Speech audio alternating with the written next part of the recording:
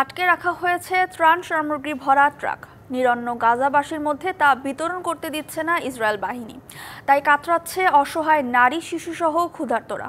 এমন নাজুক পরিস্থিতির মধ্যেও আন্তর্জাতিক চাপ ও নিজ দেশের আপত্তি উপেক্ষা করেই যুদ্ধ চালিয়ে যাওয়ার ঘোষণা দিয়েছেন ইসরায়েলের প্রধানমন্ত্রী নেতানিয়াহু। হাতে শূন্য পাত্র, একটু খাবারের জন্য লম্বা লাইন, ক্লান্ত অবসন্ন মানুষের হাহাকার, কাঁদতে কাঁদতে শুকিয়ে গেছে অস্ত্র। যুদ্ধক্ষেত্রের গুলি কিংবা বোমার আঘাত তার চেয়েও বড় অস্ত্র হয়ে দেখা দিয়েছে ক্ষুধা। আমাদের হাতে কোনো খাবার নেই, অনাহারে মারা যাচ্ছি। বিশ্ববাসী দেখো, আমরা মরছি।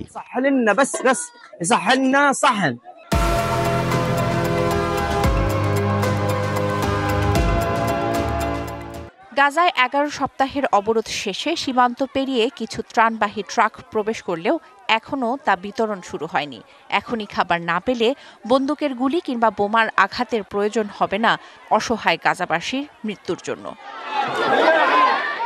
এদিকে আন্তর্জাতিক সব চাপ উপেক্ষা করে যুদ্ধ চালিয়ে যাওয়ার ঘোষণা দিয়েছেন ইসরায়েলের প্রধানমন্ত্রী বেনিয়ামিন নেতানিয়াহু।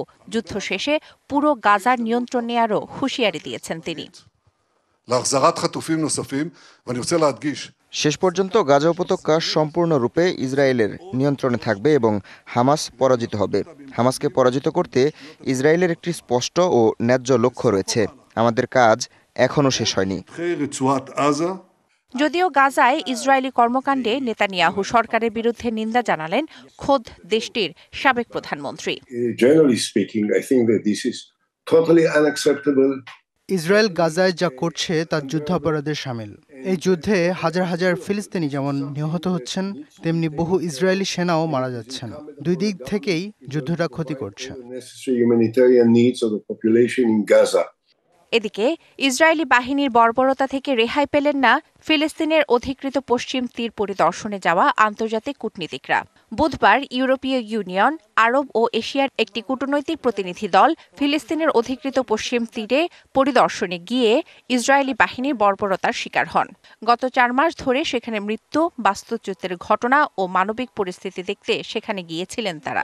এ ঘটনার নিন্দা জানিয়ে তদন্তের আহ্বান জানিয়েছেন বিশ্ব নেতারা।